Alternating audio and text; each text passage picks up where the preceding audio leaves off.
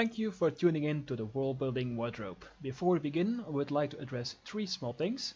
First of all, this is not a family-friendly podcast. We are using some strong language every now and then, but nothing to really worry about, just so you know.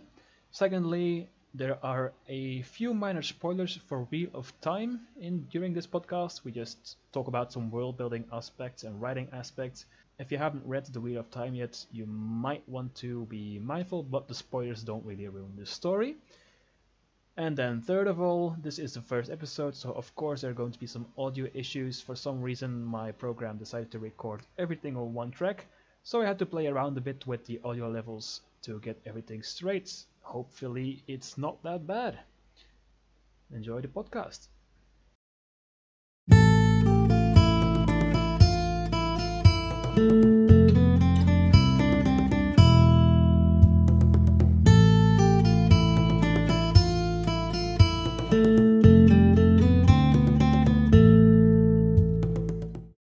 Alright, hello and welcome to the Worldbuilding Wardrobe Podcast. This is a weekly, bi-weekly or monthly podcast, we have not yet decided. I am joined here with my two other co-hosts, Delta and Cole. Say hello, guys. How you doing? Hi. That was super enthusiastic. This is the first episode, so we're going to start with a little introduction about ourselves, what the podcast is about, and then we're going to get started. So, who wants to start? I guess I'll start. My name is Delta. I've been breeding fantasy since the beginning of time itself, but as we all know, the beginning of time is actually just a wheel. So, oh god. Anyway, yeah, no, I've read some of the Stormlight Archive. I've read all of the Wheel of Time, Lord of the Rings, that sort of thing. You know. I have a very rudimentary thing of world building, so as I continue on with this podcast, I hope to learn a few things. Alright, perfect. Cole, what about you? Hi, Cole. Cole's my name, Cole's my game. I guess I'm kind of relatively new to fantasy, because I started reading when I got into high school, and starting to find out which fantasy books fit my fancy. And then I started world building at the same time I got into fantasy, I guess. Also looking to increase my knowledge on it. Alright, perfect. So, my name is Ruin, or I ruin your prompt, but that's way too long to speak out loud, so just Ruin. Fantasy, a bit of the same like Delta, Lord of the Rings, Wheel of Time, the Cosmere, I read practically all about that. I think my favorite part of world building is gonna be the map making and the magic systems, I think. I'm an avid map maker, so I'm gonna be talking a lot about that, I think. And yeah, through this podcast, of course, I hope as well to just get more knowledgeable about world building and see how I can apply that in my own stuff. Very nice. Very nice. I gotta say, I was realizing that I said, "Oh, I'm here to learn some stuff," and then Cole said, "I'm here to learn some stuff," and then I just heard what goes through your head, and you're like, "Oh God." I want to learn. Oh yes. Teach absolutely. me, Sensei. Oh God, here we go. 5 minutes in and we've got a sensei. Perfect. The weeks have arrived. Oh no. Right, Oh God, Sensei, not too hard. Tangents again. Let's not start our tangents again, or we're gonna be off for another 15 minutes. It's absolutely fine. So let's actually start with the first thing that's in the notes. What is world building? Do you guys have a definition of world building, or just it's what I want it to be, or?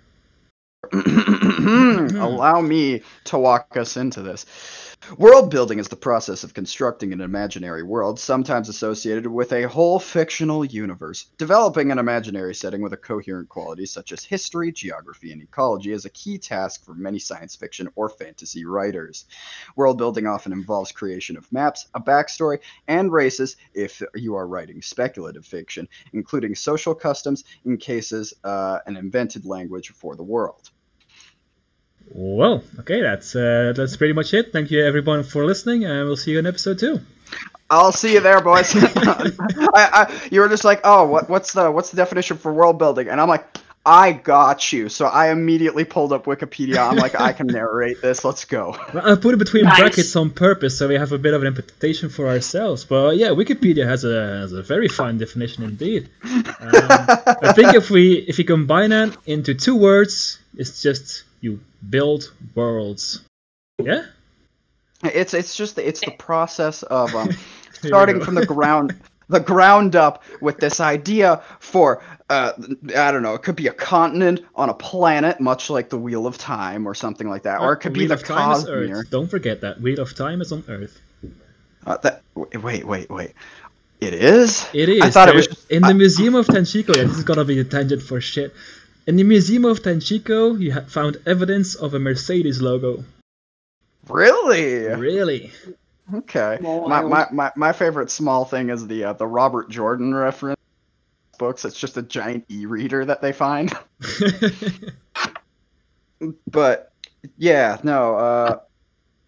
It's this awesome process of starting with this one idea and then just constantly building off of it with one building block after another exactly. Until you've got something like the Lord of the Rings or Nirn from Skyrim. Everyone likes Skyrim, so you know. Indeed. World building is just Planet OC. Do not steal.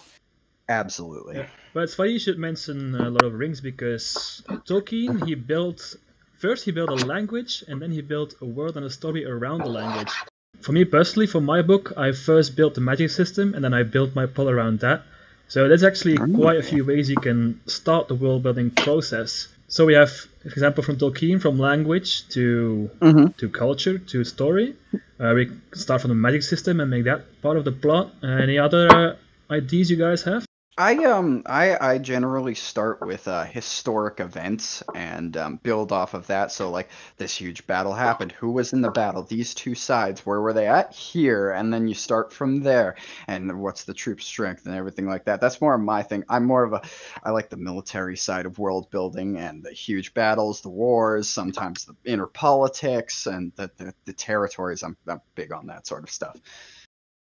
I do one really weirdly. I'll start with like characters first, and then I'll kind of shape the world to like fit their story, and like maybe let's have a one with powers that you gain so they can have sort of a hero's journey.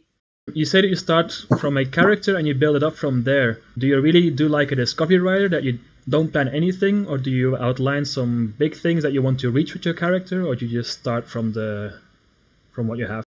Well, with my main story, I just I'll have all right, here's my character, and I want them to tackle this problem in the thing. So I'll have I guess I do have the big picture laid out, and then I'll edit the world to accompany that. Do you sometimes find that you have to go back to something small that you have to change because it doesn't fit for the outline? Yeah, I guess kind of. One time I had to change the race of two characters, and I was I wanted to make them a different species instead of being humans, so that was kind of annoying. So when I described them, I had to change their appearance to do that, but nothing really major. But Google Docs can help with that because you can just be find and replace, and then boom, work done. Definitely. I had the same issue once, and I wrote a book of 90,000 words, and by the end I realized that stuff from chapter 4 didn't match anymore with the plot, so I had to rewrite the whole thing, and I'm still working on that 2 years later. Oh boy! Oh, what's this wonderful book you have writing out called? It's on Railroad. I'll give a link later. You can read it online for free. It's completed. Oh, sweet! I'll definitely. It's not canon anymore because I started writing a second book and I changed some stuff about the magic system. So the first book is no longer canon for my own world. Honestly, with my experience with world building, usually the first rendition is never canon. Yeah. They always change it. Much like fun fact about the Wheel of Time. Do you remember the end of, I think it was book 4 or 5. No, it was probably 5. When Osmodian was murdered by a mysterious person. Yeah, we know now who that was. There's sometimes retcons are needed. So originally it was supposed to be this one of the bad guys named Demon Dread, but it didn't fit with the plot correctly and times and places, I believe. So they switched it up to another person named Graendal, and it was a whole thing. But anyway. Yeah, indeed. So, I already said I do my world building for my book that I'm writing. Why do you guys world build? To pass the time, really. I get really... sitting at home, so I'll start thinking up a universe that I've already got thought up, and I'll start doing an event that's happened in it, or I'll think up a place in it, and I'll slowly build from there. But by the time I'm done with it, usually an hour or two has passed, and it's a good way to waste time for me. Yeah, fair point. I guess I do it because Earth is boring to write, and it's kind of fun to get my creative juices flowing. Yeah, I guess because as an artist, I don't know. I like doing things more abstract. Like, hey, why do Earth when I can do my OC Do Not Steal world? So that's a bit the introduction about world building, I guess. I think we covered most of it that we need to cover. So what I wanted to do for the first episode is that, and the future episodes, is we want to build a new world through this podcast. So every episode we're gonna tackle a little aspect of the world, and we're gonna discuss on how we want it to be and how it to look and the cultures and stuff like that. And later on I can write it down, and maybe we can make something of it in the future. You never know. I think it's best that we just start at the very beginning, the creation of our world, the creation of the universe, the Big Bang Theory, the what you call it for the Christian religion? What's it called again? Just Genesis. Yeah, Genesis. That's the word. Oh yes. We're gonna create our own Genesis. But before we do that, let's look at some examples actually of what kind of worlds we can create.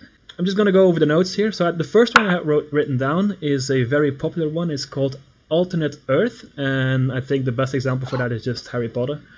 It's takes place on Earth, but it's just changed. It's a different Earth. Yes, there's plenty of that stuff out there. Most works of fiction are just alternate Earths, I believe, though, because you can't if you're doing something. Urban fantasy, baby. Star Wars is in the Earth universe, technically. They're just in like a galaxy far, far away, and it took place a long time ago. You know what I'm saying? But did you know that E.T. can be seen in Star Wars? So it's proven. Yes, yes. The same world. Or that really weird spin-off comic where fucking Indiana Jones finds Han's corpse or something. I don't remember.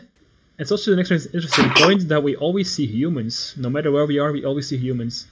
Well, that's because they're easy to write, because we know what they are, because we are them. I had to look it up, but I read a theory about something that why are humans on every planet and every type of fantasy, but that's some deep internet shit I have to look up. So. Well, I mean, if you do the one of the Mass Effect 3 endings, there is no humans; it's all aliens. But anyway. Yeah, that's also right. Most works of fiction, the alternate universes just change slightly from our own to make it slightly more interesting. Yeah, that's just pretty much all I gotta say. Yeah, but I think the difference here is when I say alternate Earth, I mean that we still have Earth. Like, for example, in the Cosmere, we don't have Earth in the story. Mm-hmm. Right. I think that's the main point I'm trying to make here, is that it's on Earth, the planet that we know, Earth, and it takes place on this planet. Okay. I think that's the... But then it's the difference with the second one I wrote down is other planets. It's, for example, I don't know if you guys noticed, John Carter. Yes. I haven't done much research into John Carter for a couple of years now. It's the story that takes place on Mars. I just know it from the movie, so it takes place on Mars. That movie that freaking bombed a few years back. The one with the giant gorillas and throwing blocks. Such a good movie, though. It was a good movie. I enjoyed it, although the last few minutes. But anyway. But yeah, it's also in our solar system, but it's just on another planet. I think it's on very similar to alternate Earth. So yeah. It's a strange time. Yeah. Then I have other worlds, and I wrote down as an example Lord of the Rings. So it's just a completely different fantasy world. Many stories take place on this, I think. Most of them. Yeah, no, definitely. And then I wrote down an interesting one. Again, this is unofficial terms. This is just my brain coming up with weird shit that's not official. So I call it the hybrid world. And what I mean by that is it's a mix of alternate Earth and other worlds. So, for example, Wheel of Time, as you can see in the books, it takes place in the Third Age and Fourth Age, which is 2 ages after the time we live in now. So it's technically on Earth, but it has changed so much that it's not recognizable anymore. It's possibly another planet, or may I say, a hybrid planet. But Dum, dum. oh yes, absolutely. I particularly enjoy the ages of the Wheel of Time. I don't really know much about the second age. All I know is it was not a good time. But yes, I do know about hybrid worlds. Yes. All right, I have another one. I think this is also a bit correlatable with other worlds, called the entirely new universe, and I think the Here best we go. example for that is a Cosmere. Oh yeah, baby. It's just a completely different galaxy. Also like Star Wars. I think it speaks for itself. I mean, it's not a universe. It's a galaxy. It's a galaxy, but it's so far away from us that it could be in the same universe as us, but we know it basically isn't. So. If Earth is technically where Berlin is, then the fucking the Star Wars universe is over where Washington D.C. is. But it's funny because both of those are on fire most of the time. Oh, hot take. Alright, and then I have the last one. Just put down too strange to describe, and I put down Discworld as the example. You guys I know was Discworld? curious about this. I do not know about Discworld yet. I have to admit, I haven't read any of the books, but I did do some research on it, and there's like 40 books in this world. It's by Terry Pratchett. He actually died a few years ago. He died? He died. No! And actually, in his will, he put down, and this is interesting for the podcast as well to discuss, he put down that all his unfinished work had to be destroyed and could not be published. What? Oh, that's a dick move. So man. Dozens and dozens of stories ready to be written, and they were all destroyed. There's a part they talk about in one of Brandon Sanderson's interviews. He talks about a similar thing happening with Robert Jordan as he was dying. He was like, "Nah, I don't want any of this. I'm just gonna stop it. No one's gonna know the ending." Blah blah blah. And then a few months before he died, he was like, "No, we have to do this." And then he started writing notes again, and he took that part out of his will, and it was a whole thing. But I found that very fascinating. That for some reason, writers like to self-destruct their own universe when they're dying. Maybe it's a testament to something, but I just don't know.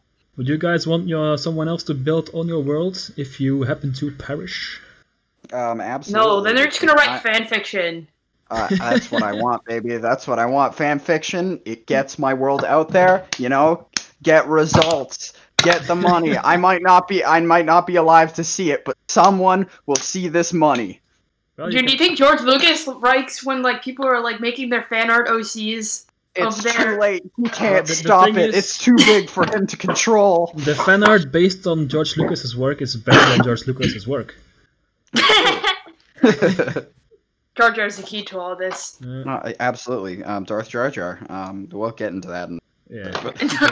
Darth Jar Jar podcast episode. Well, you can actually say that the last 3 books of the Wheel of Time is the wet dream of every I lost the word. What the hell? What the frick is that a metaphor for? Every fantasy idea or something like that? I just lost the word. We were talking about it. Oh boy, here we go. The wet dream of every fan fiction writer. There we go. We need a little bit of a script, Scripts are boring. Scripts are boring. Okay. We just soundboard everyone's lines. Yes, absolutely. Right, for the next episode, we record everything over the course of the week, and I paste everything together. All right. There you go. Yeah, baby. All right. Just so to go back to Discworld. So why did I put too strange to describe? It's actually because the world that I know one of the books takes place on. Right. Brace yourself. It's a flat disc balanced on top of 4 elephants who are riding a giant turtle floating through space. Okay, so bringing it back to the insanity that is that. Can people see the elephants, or can they see the turtle, or is it metaphor? That's the fun thing about it. There was an in-world mythos about the 4 elephants and the turtle, but it wasn't proven until someone went over the edge and said, they're actually there.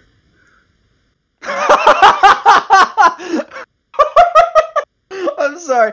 Really? Yep. They no shit. exist. Discworld is insane. My I really have to God. read it. It's insane. Oh man, that's insane. I would, but now that I realize that there isn't a proper ending to the stories, it's just Well, I think hate they're it all when there's separate not. books, really, or just like trilogies or something. Okay, well, I mean, as long as there's a beginning-ish and an end, that's all that matters to me. I get very angry. That's why I haven't read George R.R. Martin's Game of Thrones yet, is because he still hasn't made Winds of Winter, which apparently isn't even the last book. It's the second to last. Yeah, I have all 5 next to me, and I've read them once, not more. I don't really like the writing style, but that's just me. It's like high class English, if I want to describe it.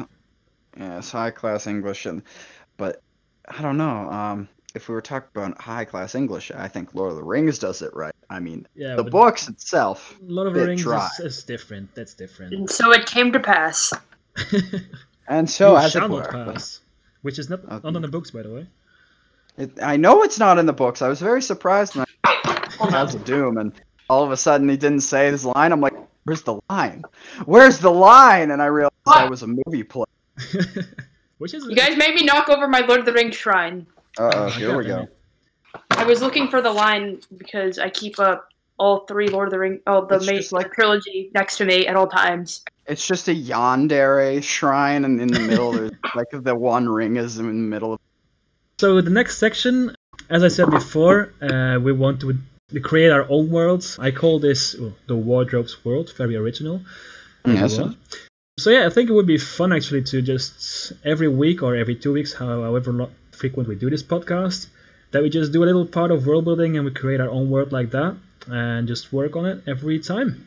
Sounds like fun. Yeah, so for the first episode, I think it would be the best idea to just come up with, if we need it, a creation mythos, or if you guys think we don't need a creation story, we can just start with what kind of world we want to use. What do you guys think?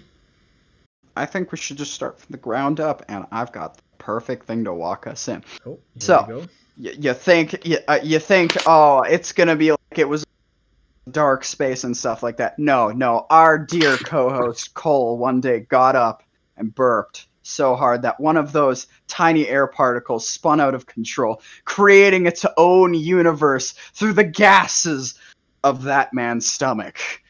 Simpsons did it. No! It can't be! Cole, your burps are now canon mythos. Fuck yeah. Alright, interesting approach. Yes. I was like, they're either going to go for it or I'm going to be immediately shut down. I'm just going to wing it and see what happens. I'm gonna be honest. At the start of the podcast, I was going through the notes and I was thinking like, somebody is gonna suggest farting and creating a universe.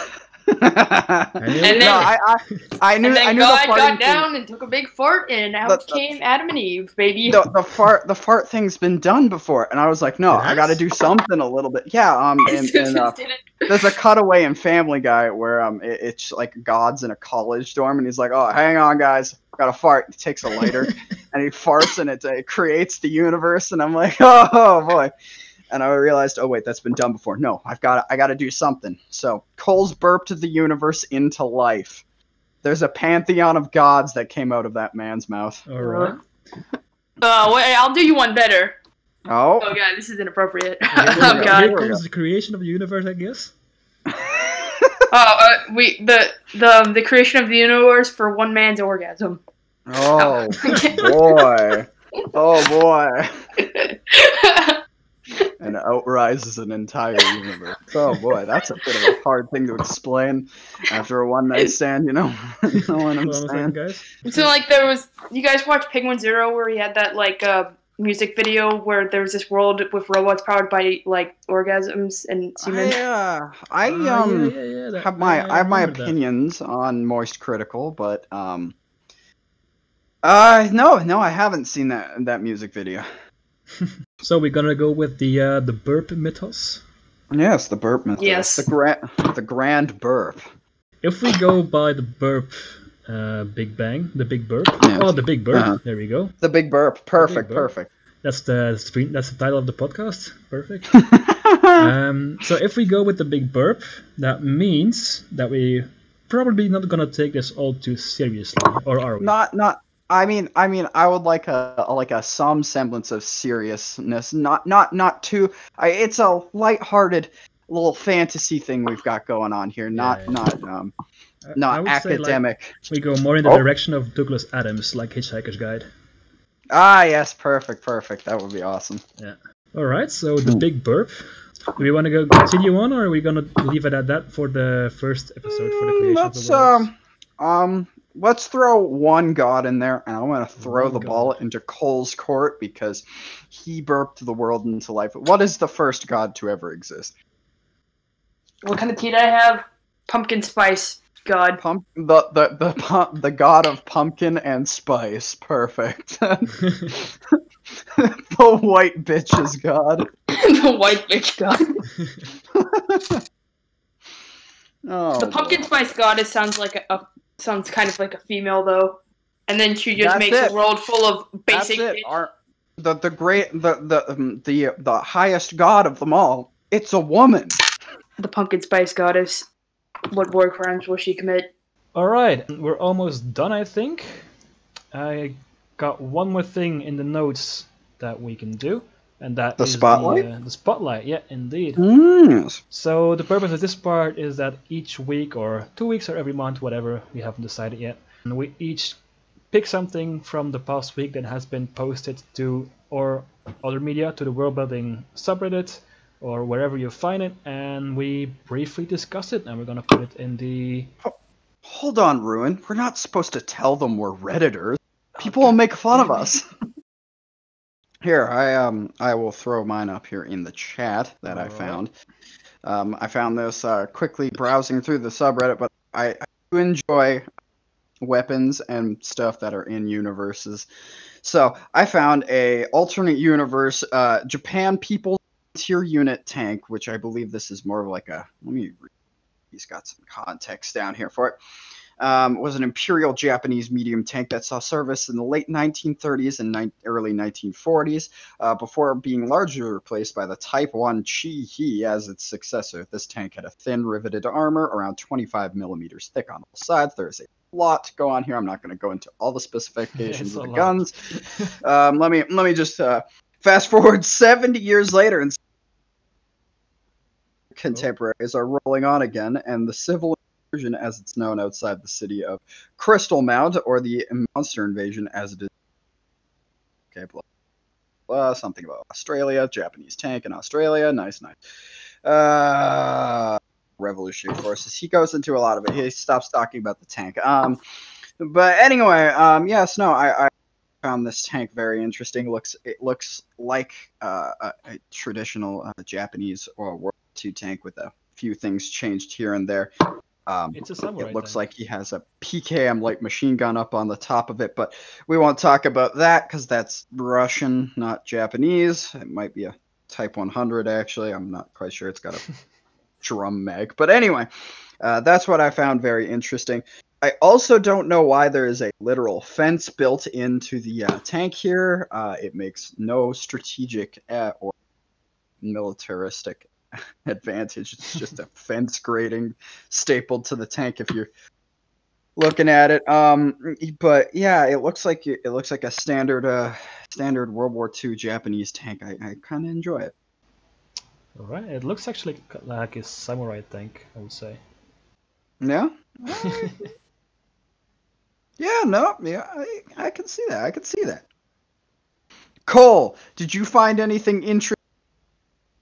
Yeah, I did. Worldbuilding. Oh, here we go. Tell me, buddy. I found this little It's a Reddit fricker. link. Yeah, sorry, I had to go to the dark place to find this cool looking dude. Yeah, I found this like god, and I was like, that's a cool looking god. It's got Shashakudu. Shashakudu. Oh boy. Maker of beasts. I like it. Let me quickly read through That's the a lot lore of here. Context, actually. That's a lot of context. I just picked it because the picture looked pretty. People, I mean, I went off of a similar thing But I think a lot of the people here are very, very proud of the lore, which is very good. But there is just so much of it. I love r/ world building because they're like this is like Lucille. It's like Lucille was hardened by combat.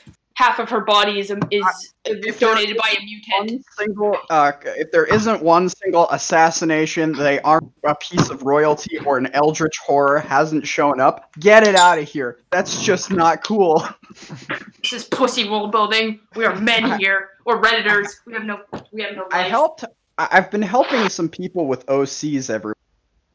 And I've definitely seen a pattern in which people like their characters to be well traumatized. You know, like a medium rare type of situation where they've been traumatized to a point where their character is kind of based around it, and they have this tragic backstory. And I'm like, I heard this from the last guy. Do you have anything new to add to the situation? And most of the time, they don't. You know, every single fantasy protagonist, especially fantasy, has to be either an orphan or traumatized. Actually, they don't have to bring up their parents once. And they can be like, I'm an orphan. Yeah, okay. What is this? The Wheel of Time? Randall Tor! Oh man, have you listened to the audiobooks for that, by the way? No, I only read. Oh man, please do. The Baalzman voice they use. It's literally just Cobra Commander from G.I. Joe or something like that. Like, you fools! And it's really funny when they start having that little banter where he's like, I have won again, lose Theron. And I'm just like, it's just classic bad guy voice. And when that started off, I was going through a rough time, but then literally the Baalzman voice started up, and I don't know, it just made me happy, and it was something to look forward to in the first 3 books. Whenever he'd show up, I'd be like, oh, he's here! Yay, he's here! Also, the Wheel of Time has definitely created a plot point for me that I have that I see is very, very common in most things, which is just the psych torture plot line. Someone gets thrown in some really, really shitty situation that causes their mind to break slightly. 6.5 hours later. Alright, let's move on to my piece that I found. And no surprises there, it's a map. Here we go. Oh, you are all into topography, and I love it. Yeah, let's see here. Maps. I was originally going to suggest this one. Oh dang, this map turns me on. Yeah. Oh, I'm man. gonna be honest, I haven't read the context yet, but I just picked it because there are some things on this map that I never used before, and I think are really, really good. I think the first thing is on the sea you can see lines and actual travel times for ships, which is insane. Yeah. Super useful when writing stories. That is true. They also have like mountaintops and symbols for like the type of crafting that they do or the resources gathered. I found that using the use of a topographic map was very fascinating to me. I started looking at it and I was like, either someone's gonna bring this one up or something like that, but I was just gonna leave it and see what happened. But I'm very happy you brought this one in, because this was a close second for me. Yeah. What I love in the top right and the bottom right corner is like there's a separate symbol for crabs, which I love. Top right corner. The bottom right corner. Oh, bottom right corner. There's like a symbol for crabs. There is. Oh man, that's hilarious. The religious site's got definitely a good one. Yeah. Very nice. Cool. Why are falconries? Falconries are just so important to this guy for some reason that they actually have an official icon. Not knocking it. It's probably very interesting. I mean, if you have an icon for crabs, you should have one for falconry. That is true. That is true. They've got one for cheese. Blessed are the cheesemakers. So yeah, I think we can round it off here for the first episode. We recorded about almost an hour actually, which is more than I expected. So perfect. I was hoping for an hour. I sincerely hope the recordings are fine and not messed up, because OBS sometimes does weird stuff. Oh, don't even worry about it. I know that. I do stuff with Audacity. Am I cutting in and out again? Yeah, it's fine. Oh. I was gonna say though, remember to, I don't know what platform we're putting this on, but like comment, subscribe. If you don't, I swear to God, I'll come to your house and kill you. But you know. For the rest, it's all good. No, I'll probably put this on YouTube and Spotify and some other stuff. I don't know. Hey, I enjoy it. Nice. All right, so thank you everybody. I was gonna say thanks for watching, but that's not what we do here. For listening, and my name is Ruin. My name is Delta. My name's Cole. And this was the Worldbuilding Wardrobe. See you all next time. Is it over? It's over.